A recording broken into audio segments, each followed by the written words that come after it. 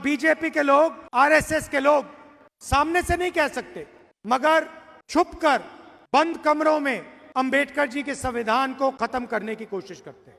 दलितों की रक्षा होती है, महिलाओं की रक्षा होती है, यह किताब करती है। आज तक हिंदुस्तान का प्रधानमंत्री मणिपुर नहीं जा सकते। एक धर्म को दूसरे धर्म से लड़ाएंगे, एक जात को दूसरी जात से लड़ाएंगे। आप जाति जनगणना क्यों नहीं कराना चाहते हो? ना मीडिया में हो आप, ना कॉर्पोरेट इंडिया में हो, ना प्राइवेट अस्पताल आपके, ना प्राइवेट यूनिवर्सिटी कॉलेजेस आपके, ब्यूरोक्रेसी में आपके कोई नहीं। और हमारे पिछड़े भाई जो हैं 50% उनकी आबादी है, पता नहीं शायद 50 है, 55 हो, 60 भी हो सकती है। उनके 3 अफसर बैठा रखे हैं।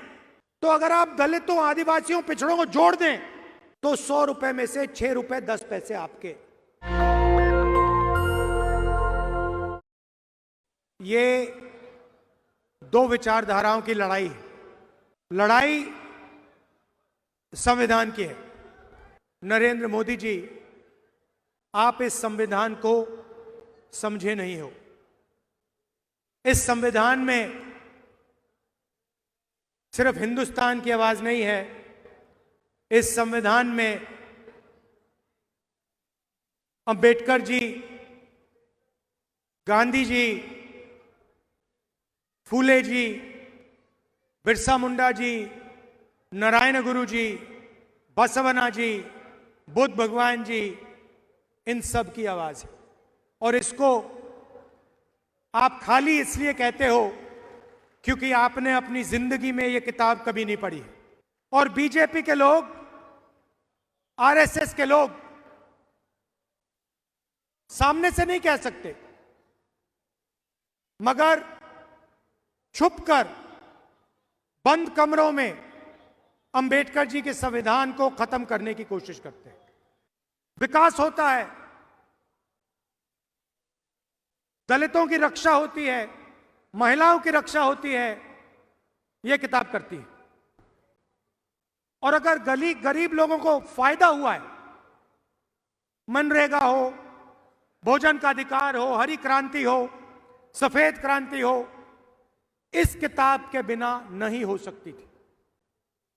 आप जानते हो इस देश में इस किताब से पहले क्या होता था।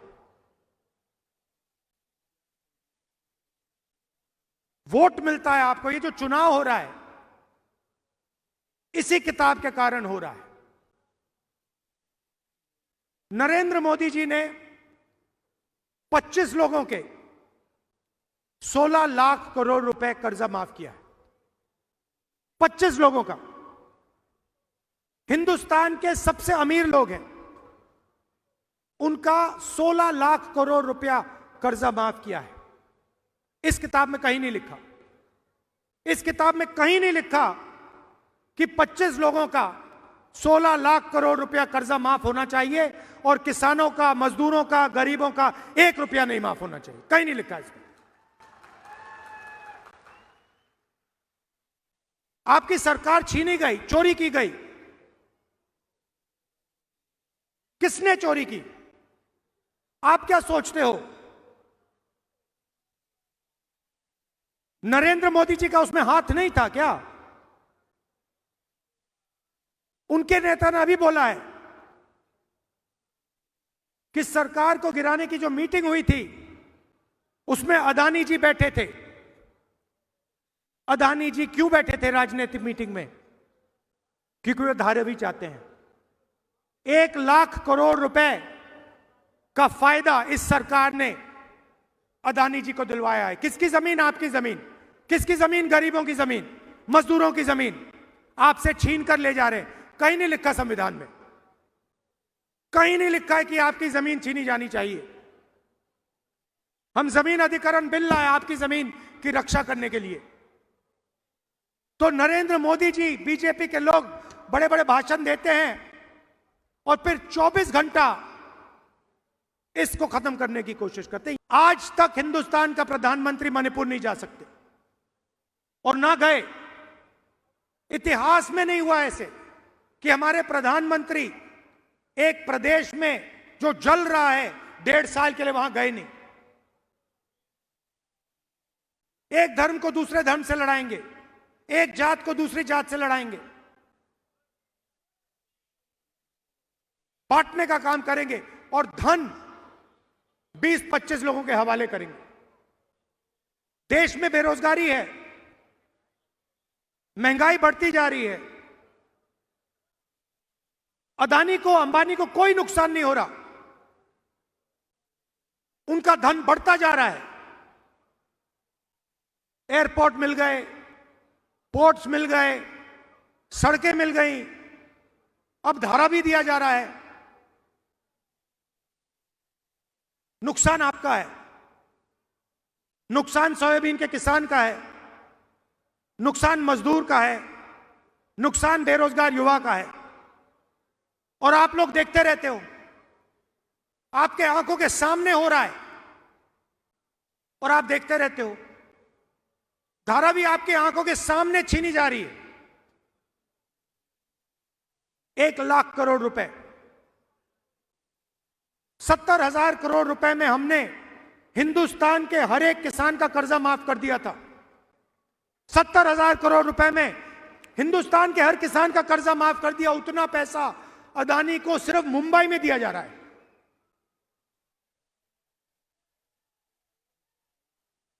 तो मैंने पार्लियामेंट में एक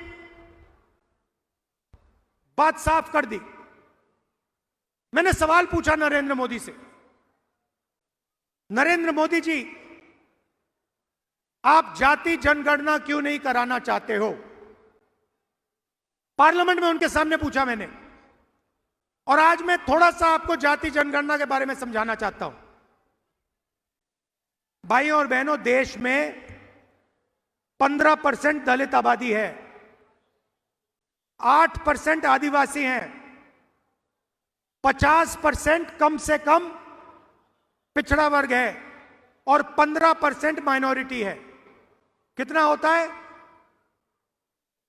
कितना बनता है? 15, 8, 50 और 15 कितना हुआ? कितना हुआ? ठीक है, ये है आपकी आबादी। अच्छा, सचमुच में पिछड़े कितने हैं किसी को नहीं मालूम। हम कहते हैं कि तकरीबन 50% है, मगर सच्चाई किसी को नहीं मालूम। ये हमारे मीडिया के मित्र हैं, इनको मैं मित्र कहता हूं, कहना पड़ता है। ये हमारे मित्र नहीं हैं, ये मोदी जी के मित्र हैं। आप मुझे एक बात बताओ, शाम को डिस्कशन चलेगा, देखिए मुस्कुरा रहे हैं, कह रहे हैं राहुल गांधी ने सही बात बोल दी। इनकी गलती नहीं है, इनको बेचारों को सैलरी लेनी है। तो इनका डिस्कशन होता है, शाम को बातचीत चलेगी, एंकर बोलेंगे राहुल गांधी ने ये बोला, नरेंद्र मोदी की फोटो दिखाएंगे। मैं आपसे पूछना चाहता हूं, ये जो सारे के सारे एंकर्स हैं, बड़े बड़े पत्रकार हैं, इनमें कोई पिछड़े वर्ग का है? कोई दलित है? कोई आदिवासी है? बड़ी बड़ी कंपनियों की लिस्ट निकालो आप, अदानी की कंपनी की लिस्ट निकालो, उनके सीनियर मैनेजर्स की लिस्ट निकालो, 200 सबसे बड़ी कंपनियों के मालिकों के नाम लो। मैंने किया है। और नाम में मुझे एक पिछड़े वर्ग का व्यक्ति दिखा दो, लिस्ट में एक पिछड़े वर्ग का व्यक्ति का नाम दिखा दो, एक दलित का नाम दिखा दो, एक आदिवासी का नाम दिखा दो। है ही नहीं। ना मीडिया में हो आप, ना कॉर्पोरेट इंडिया में हो, ना प्राइवेट अस्पताल आपके, ना प्राइवेट यूनिवर्सिटी कॉलेजेस आपके, ब्यूरोक्रेसी में आपके कोई नहीं। 90 लोग हिंदुस्तान का बजट बांटते हैं, आईएएस अफसर हैं। मैंने उनकी लिस्ट निकाली। मैंने कहा देखता हूं भैया इनमें से कितने दलित, कितने आदिवासी, कितने पिछड़े। ये हिंदुस्तान का पूरा बजट बांटते हैं। जो आप पैसा जीएसटी में देते हो, जेब से निकालकर शर्ट खरीदते हो जीएसटी, पैंट खरीदते हो जीएसटी, मोबाइल फोन खरीदा जीएसटी, जितनी जीएसटी अदानी देता है उतनी आप देते हो। अगर आप शर्ट में 18% देते हो तो अदानी भी 18% देता है। वो अरबपति है। मगर जीएसटी एक ही देते हो। वो पैसा जाता है हिंदुस्तान की सरकार के पास, बंटता है, बजट बंटता है। दलित अफसर 3 है, 100 रुपए में से 1 रुपया उनका। दलित अफसर 100 रुपए में से 1 रुपया बांटता है। आबादी 15%, भागीदारी होनी चाहिए 15%। 100 रुपए में से 1 रुपया, 1%। और हमारे पिछड़े भाई जो हैं 50% उनकी आबादी है, पता नहीं शायद 50 है, 55 हो, 60 भी हो सकती है। उनके 3 अफसर बैठा रखे हैं। और जिनकी 50% आबादी है, 50% आबादी है, 100 रुपए में से 5 रुपए उनके, 100 रुपए में से 5 रुपए उनके। आबादी 50% से कम नहीं है, भागीदारी 500 में से। तो अगर आप दलितों, आदिवासियों, पिछड़ों को जोड़ दें तो 100 रुपए में से 6 रुपए 10 पैसे आपके। अच्छा, महाराष्ट्र की सरकार चला रहे हैं, सुना है, मैंने सुना है महाराष्ट्र की सरकार चल रही है। तो मुझे आप बताइए, अगर महाराष्ट्र की सरकार चल रही है तो वेदांता फॉक्सकॉन का जो सेमीकंडक्टर प्लांट है, 1.5 लाख करोड़ रुपए का प्लांट, लाखों रोजगार देने वाला प्लांट, महाराष्ट्र से गुजरात कैसे चला गया? अगर महाराष्ट्र की सरकार चल रही है तो टाटा एयरबस हवाई जहाज मैन्युफैक्चरिंग प्लांट 1.8 लाख करोड़ रुपए का प्लांट, जिससे 10,000 युवाओं को रोजगार मिलता, वो गुजरात कैसे चला गया? अगर महाराष्ट्र की सरकार चल रही है तो जो आईफोन बनाने का प्लांट था, जो यहां आया था 2 लाख करोड़ रुपए का, 75,000 युवाओं को रोजगार देने वाला, वो गुजरात कैसे चला गया? अगर महाराष्ट्र की सरकार चल रही है तो बल्क ड्रग पार्क 3,000 करोड़ रुपए का, जो 80,000 महाराष्ट्र के युवाओं को रोजगार देता, वो गुजरात कैसे चला गया? अगर महाराष्ट्र की सरकार चल रही है तो गेल का जो पेट्रोलियम प्रोजेक्ट था 60,000 करोड़ रुपए का, 21,000 युवाओं को रोजगार देने वाला प्रोजेक्ट, वो गुजरात कैसे चला गया? आपने क्या गलती की है कि आपके सारे के सारे प्रोजेक्ट, सारे के सारे रोजगार दूसरे प्रदेशों में जा रहे हैं? आप में क्या कमी है? क्या आप ये काम नहीं कर सकते? आप कुछ भी कर सकते हो, आप में क्षमता है, आप में एनर्जी है, आप में कैपेबिलिटी है, मगर आपके सारे के सारे प्रोजेक्ट्स यहां से छीनकर एक के बाद एक दूसरे स्टेट में जा रहे हैं। धारावी को अदानी जी के हवाले कर दिया। सरकार आपकी नहीं है, सरकार महाराष्ट्र की नहीं है, सरकार महाराष्ट्र के युवाओं की नहीं है, सरकार अदानी की है। उसने खरीदी है आपकी सरकार, एमएलए खरीदवाए हैं, मीटिंग में बैठा, ये सच्चाई है। तो हमने मन बना लिया है, अगर वो अरबपतियों को पैसा दे सकते हैं तो इंडिया गठबंधन की सरकार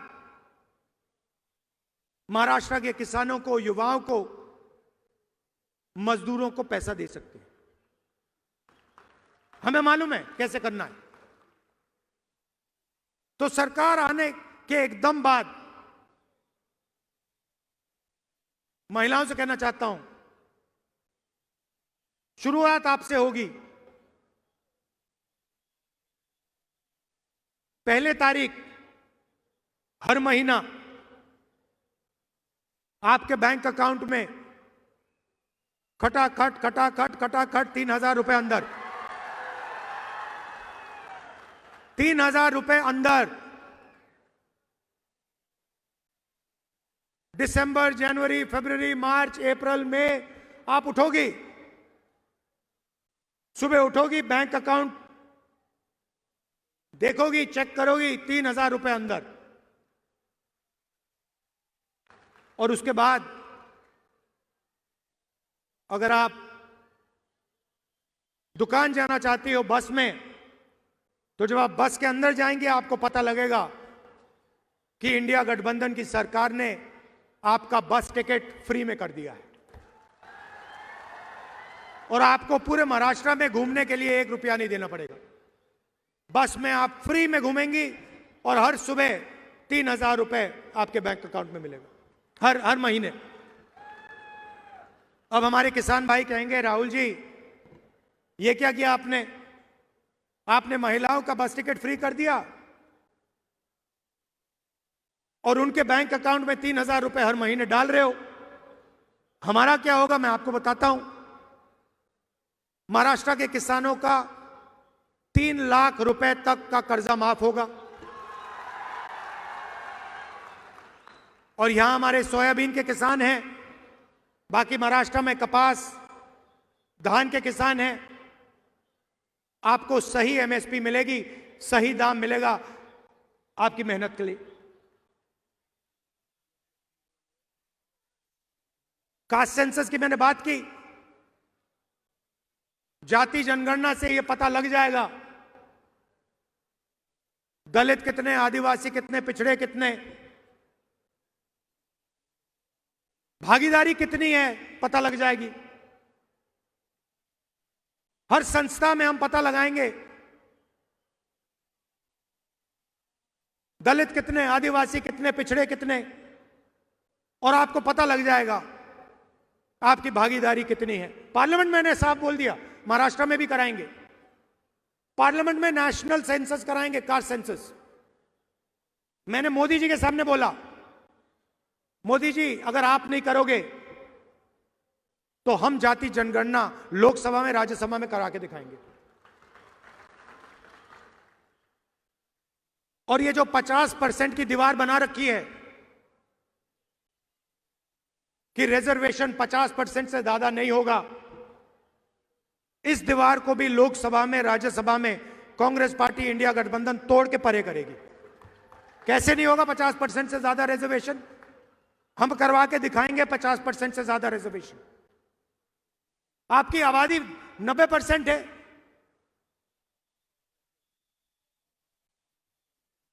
भागीदारी भी होनी चाहिए।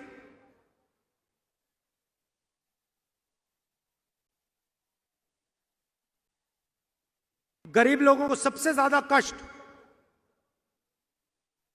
स्वास्थ्य के कारण होता है। चोट लग जाती है, दिल का दौरा हो जाता है, किसी को कैंसर हो जाता है, किडनी की बीमारी हो जाती है, लिवर की बीमारी हो जाती है। आप प्राइवेट अस्पताल में जाते हो, वही 20-25 अरबपतियों के प्राइवेट अस्पताल में आपसे लाखों रुपए लिया जाता है। टेस्ट होते हैं, एमआरआई होता है, अस्पताल के बाहर आते हो, बिल देखते हो, लाखों रुपए निकल जाते हैं जेब से। इसीलिए हमारी सरकार, कांग्रेस पार्टी इंडिया गठबंधन की सरकार, महाराष्ट्र के गरीब लोगों को 25 लाख रुपए तक का हेल्थ इंश्योरेंस देने जा रही है। आप बीमार होगे, गरीब से गरीब किसान, बेरोजगार युवा, गरीब से गरीब मजदूर बीमार होगा, आप अस्पताल में जाओगे, स्टेंट लगवाओगे, वाल्व बदलोगे, ट्रांसप्लांट कराओगे, 25 लाख रुपए सरकार आपको इलाज के लिए देगी। तो जो आपको कर्ज लेना पड़ता है वो आपको नहीं लेना पड़े। नेशनल दस्तक की आपसे गुजारिश है कि अगर इसको बचाना चाहते हैं तो नेशनल दस्तक को सब्सक्राइब करने के लिए रेड कलर के सब्सक्राइब बटन को दबाएं, फिर बेल आइकन की घंटी दबाएं। नेशनल दस्तक को बचाने के लिए बहुत जरूरी है कि हर खबर को शेयर करें, लाइक करें, कमेंट जरूर करें।